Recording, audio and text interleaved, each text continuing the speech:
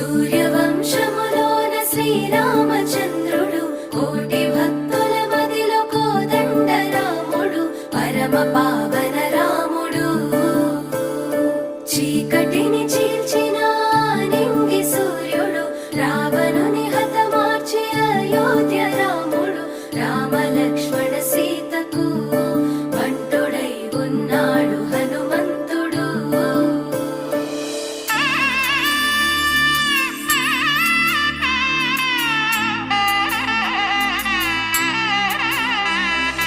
మూడు ముళ్ళ బంధము జరిగెను శుభలగ్నము సీతారాముడు ఒకటయ్యను ఈ దినము. 7 అడుగుల పయనము ఒకరికొకరు సొంతము కలిసి మెలిసి సాగను ఈ జీవితము.